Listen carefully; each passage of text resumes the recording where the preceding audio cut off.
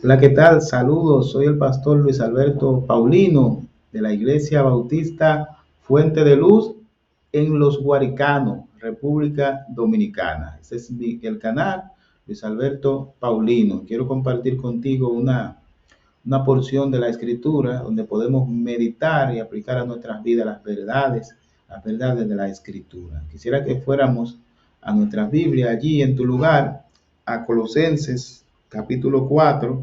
Vamos a estar leyendo y meditando los versos 7 al 18. Esta es la parte final del libro, las salutaciones finales, ¿verdad? Dice la Biblia allí: todo lo que a mí se refiere, os lo hará saber Tiquito, amado hermano y fiel ministro y consiervo en el Señor, el cual he enviado a vosotros para eso mismo, para que conozca lo que a vosotros se refiere y conforme a vuestros corazones, con Onésimo, amado y fiel hermano, que es uno de vosotros. Todo lo que acá pasa, os lo harán saber.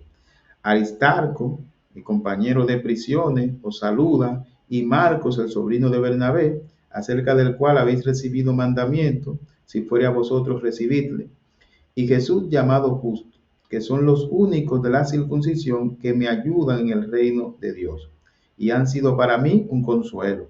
Os saluda Éprafa, el cual es uno de vosotros, siervo de Cristo, siempre rogando encarecidamente por vosotros en sus oraciones, para que estéis firmes, perfectos y completos en todo lo que Dios quiere.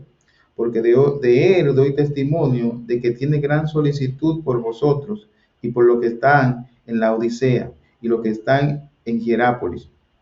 Os saluda Lucas, el médico amado, y Demas.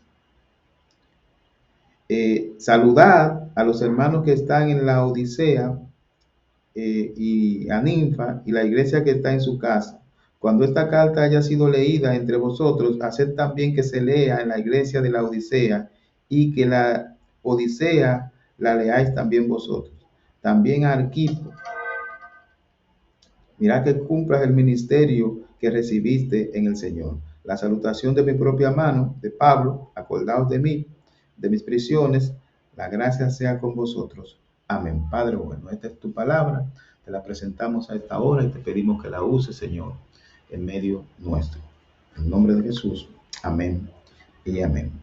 Bien, hay una máxima que dice que todos somos ignorantes. Y lo que esta máxima quiere expresar es que todos somos ignorantes, por lo menos en una área de nuestra vida.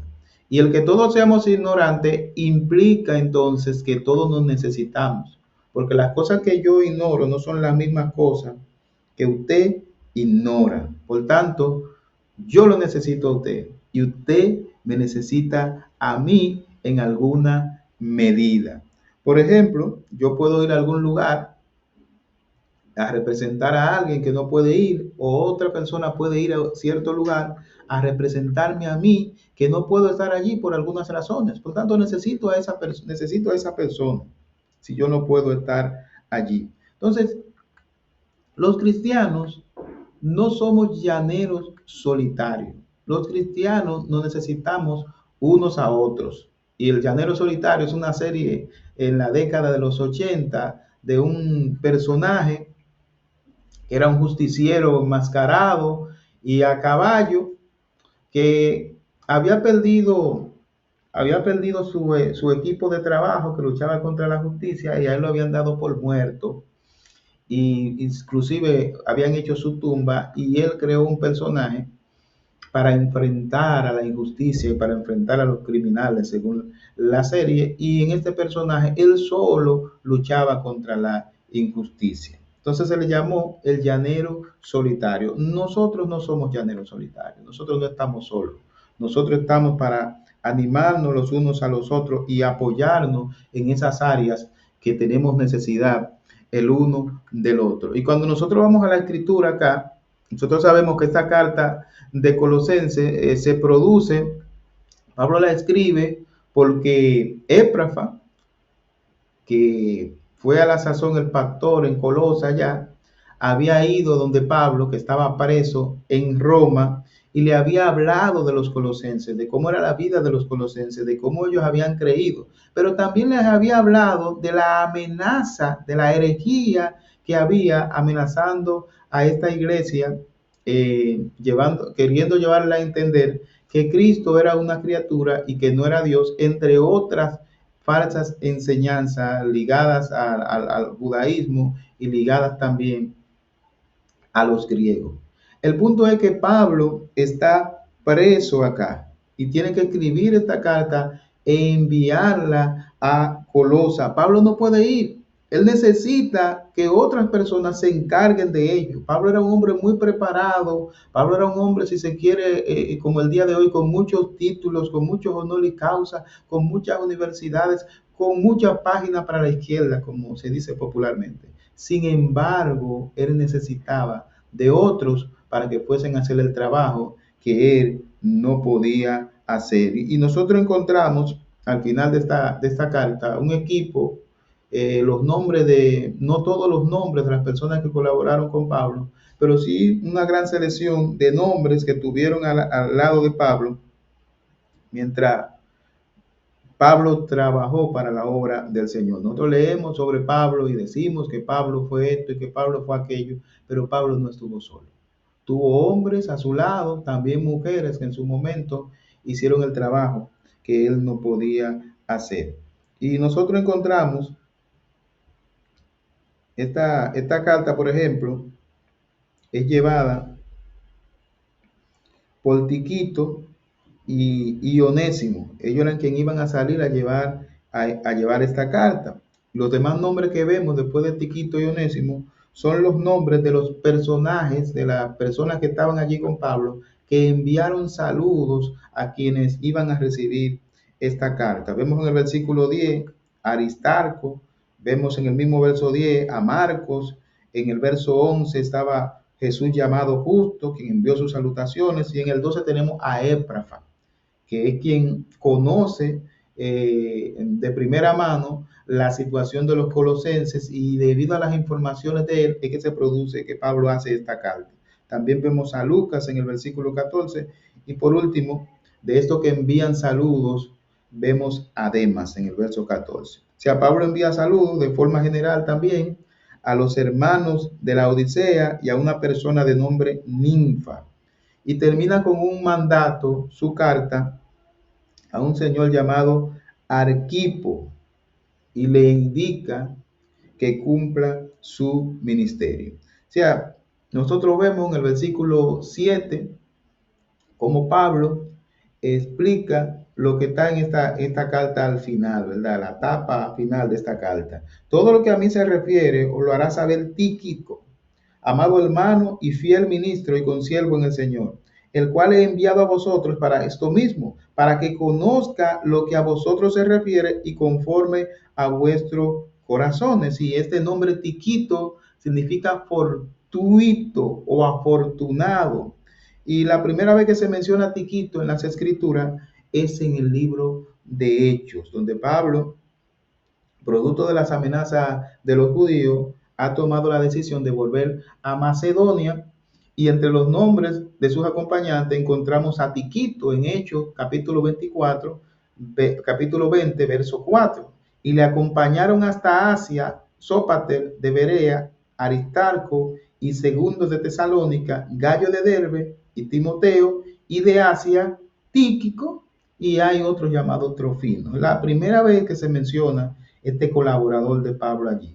Tíquico estuvo dispuesto a viajar con Pablo, y la decisión de viajar en la antigüedad era una decisión muy difícil de tomar. Hoy en día usted viaja, va a un país y vuelve, algunos vuelven hasta el mismo día, dependiendo del país que sea, otros duran 2 días, otros van y vuelven al otro día, van para una actividad, para una conferencia y vuelven con mucha facilidad. Sin embargo, el viajar en la antigüedad implicaba perderse muchísimo tiempo fuera de su entorno, de su iglesia, de su familia, viajar a otro país Y estos viajes implicaban mucho tiempo lejos de la iglesia, mucho tiempo lejos de la familia, mucho tiempo sin comunicación, porque las personas no tenían la comunicación que tenemos ahora. Una carta llegaba después de mucho tiempo.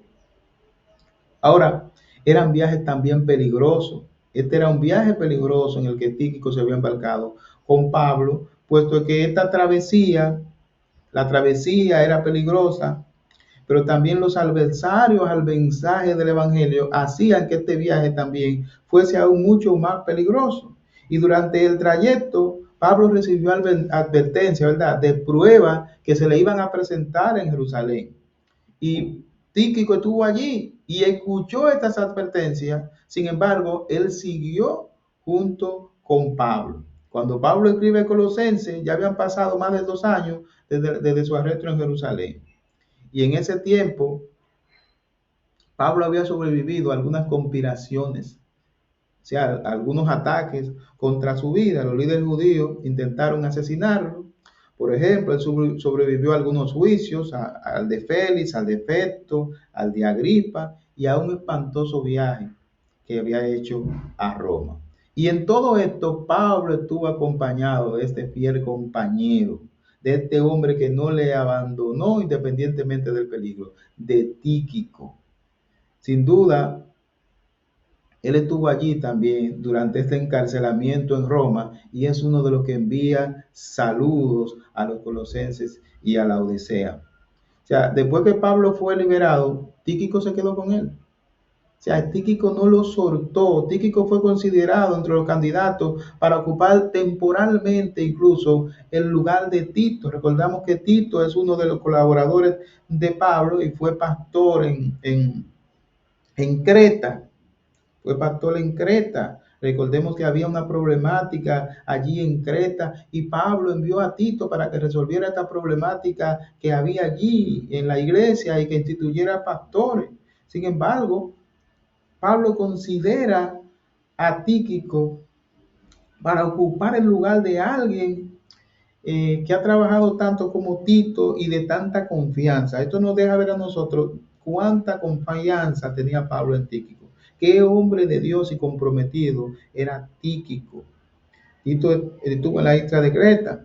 Ahora, ustedes no pueden imaginar que Pablo iba a mandar a cualquier persona a ocupar el puesto de Tito allí en Creta. Tenía que ser alguien que tuviera el carácter, de manera que Tíquico tenía el carácter también de un pastor. Entonces, Tíquico se había ganado la confianza de Pablo con su entrega al trabajo ministerial. O sea, ¿cómo podía alguien que había comenzado como mensajero ocupar el lugar, aunque fuese temporalmente, de un pastor? Porque era un hombre de una disposición a servir, de un buen testimonio, de un corazón de siervo, y se había ganado la confianza del apóstol, tanto así que Pablo lo consideró para suplir a Tito en esta ocasión. En el ocaso de la vida de Pablo, en sus tiempos finales, estaba encarcelado y quería ver a otro de sus discípulos, que era Timoteo, pero Timoteo no podía dejar la iglesia sola, tenía que dejar a alguien. Ahora, ¿quién creen ustedes que Pablo consideró y efectivamente se quedó allí en lugar de Timoteo para que Timoteo fuese a ver a Pablo ya en sus últimos días? Tíquico fue el candidato para suplir la ausencia de Timoteo. Lo vemos en 2 Timoteo capítulo 4, versos 12 al 13. A Tíquico lo envía a Éfeso. Trae cuando venga el capote que dejé en Troa en casa de Calpo y los libros, mayormente los pergaminos. Tíquico fue enviado a Éfeso para ocupar el lugar de Timoteo y Timoteo iba entonces a alcanzar a Pablo para verle. Iba a llevar los pergaminos y otras cosas que él le pidió, pero la iglesia quedaba en las manos de Tíquico. Tíquico es quien entrega entonces esta carta a los colosenses y es el encargado de dar cualquier información relacionada con Pablo. O sea, él era una especie de voz oficial de Pablo en ese momento. Y esto incluía decir la salud, cómo estaba Pablo, cómo lo veía, cómo lo había dejado, etcétera, etcétera.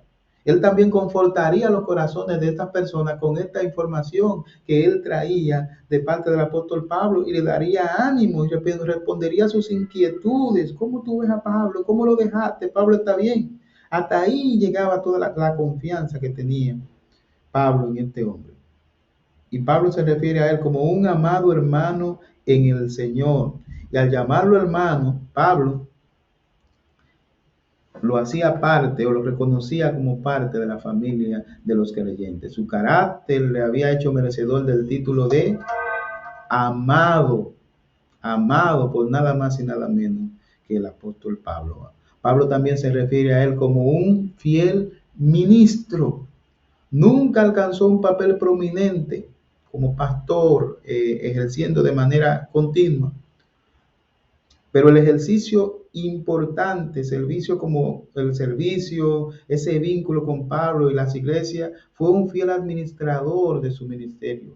Y el más alto elogio que Pablo podía dar, lo vemos en Primera de Corintios, capítulo 4, verso 2.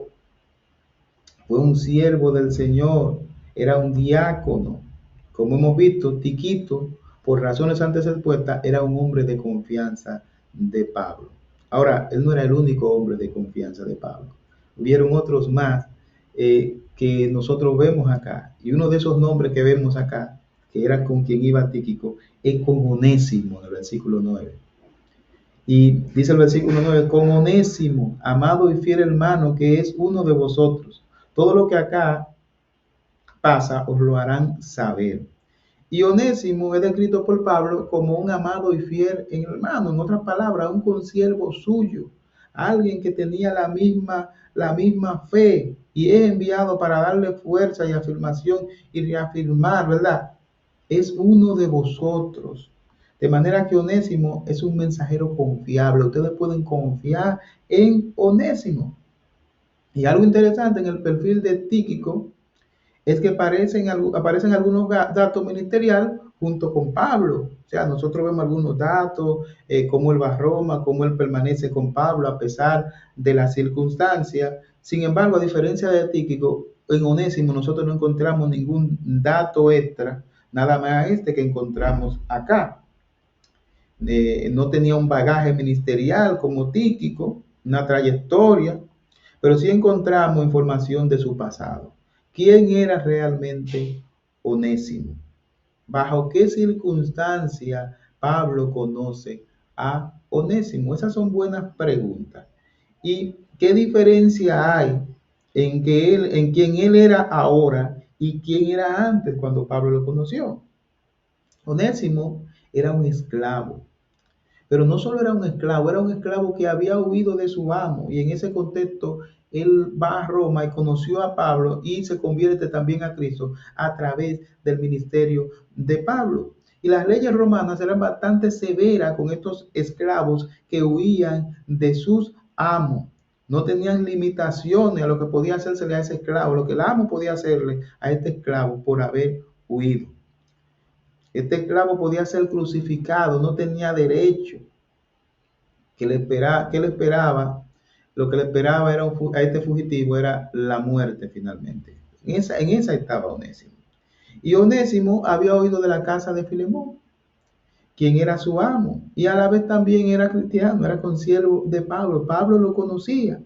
Y ese es el regreso de Onésimo a su amo Filemón, que condujo a Pablo a escribir otra carta a Filemón, que iba en manos de ellos, esta carta a Filemón, que no solo representaba un peligro para el esclavo fugitivo llegar a su amo, sino que era un riesgo enviarlo solo, pudiendo ser capturado por los buscadores de esclavos. ¿Cómo Pablo soluciona esto? Lo envió junto con Tíquico.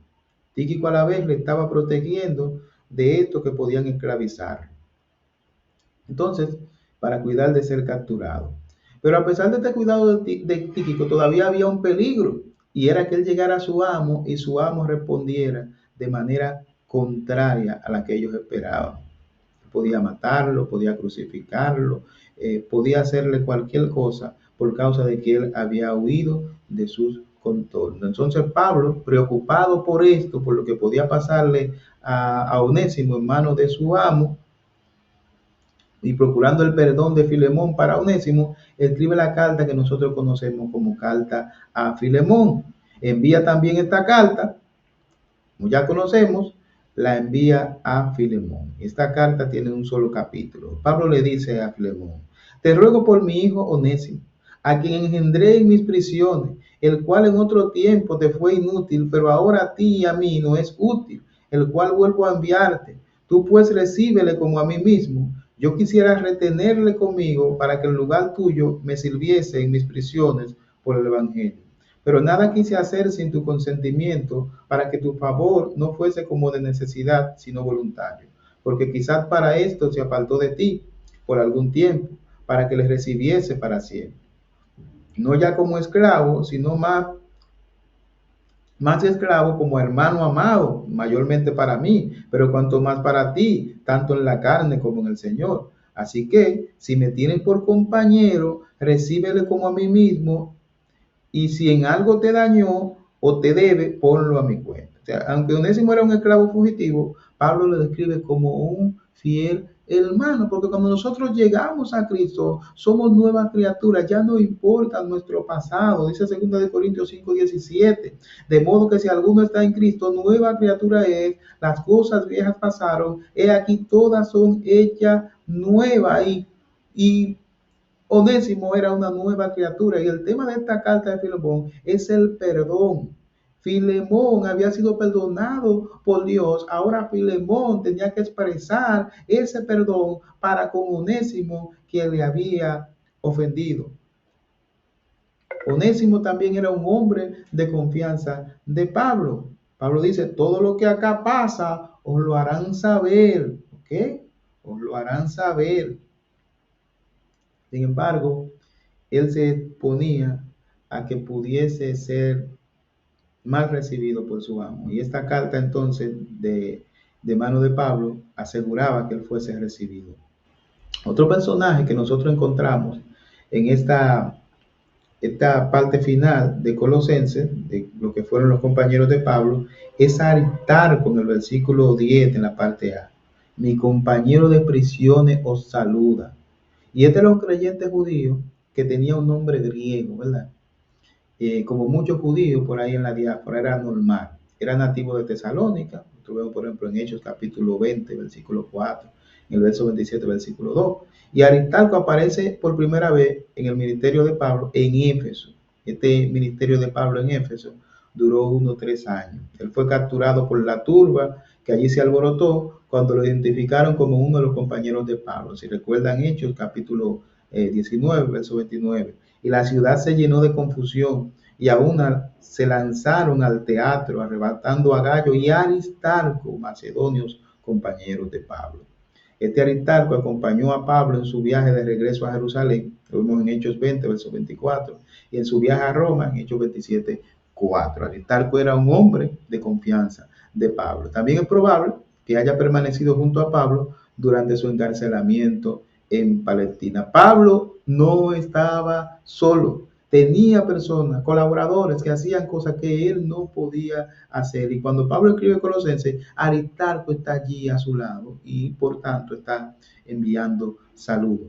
Y la expresión compañero de prisión, a la cual Pablo se refiere con relación a Aristarco, viene de aimalatos, y el significado textual es uno que fue atrapado por una lanza, y hace referencia a los cautivos o prisioneros.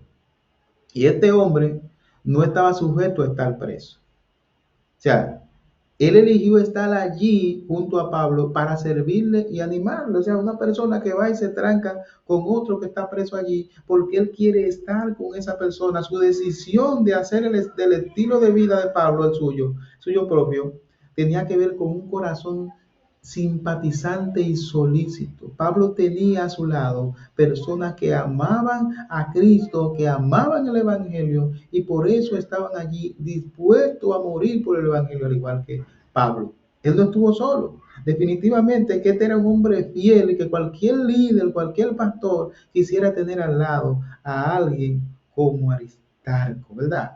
Y otro compañero de Pablo, que en el pasado no se esperaba mucho de él, pero que en este contexto Pablo ha cambiado su opinión sobre él. Nosotros lo encontramos en el verso 10, parte B, y es Marcos.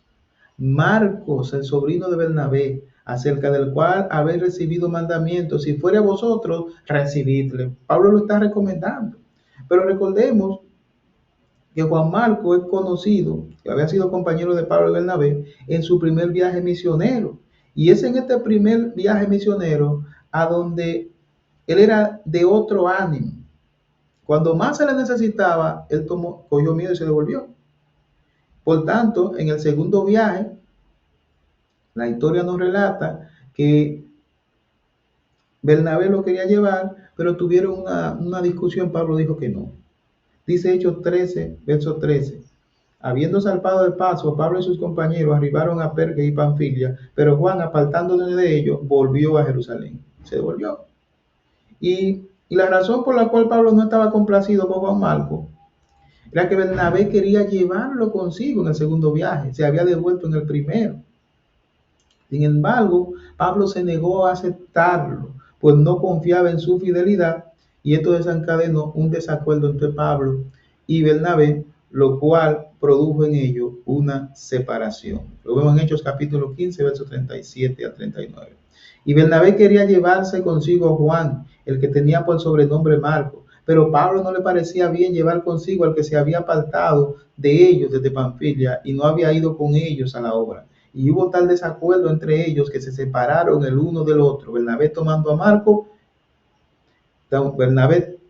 Marco y navegó a Chipre. O sea, cuando Pablo escribe Colosenses, Marco ya era un hombre nuevo, era un hombre transformado, era un hombre ya que no tenía miedo a ir donde tenía que ir, y se ganó la confianza de Pablo y la recomendación de Pablo. Había sido restaurado en su servicio a Dios, quizás a través del ministerio de Pedro, del cual tampoco el cual tampoco era ajeno al fracaso en su vida, alguien que también tuvo alguna que otra recaída. Primera de Pedro 5:13, la iglesia que está en Babilonia, elegida juntamente con vosotros, y Marco, mi hijo, os saluda. O sea, él estuvo trabajando con Pedro, con el apóstol Pedro también.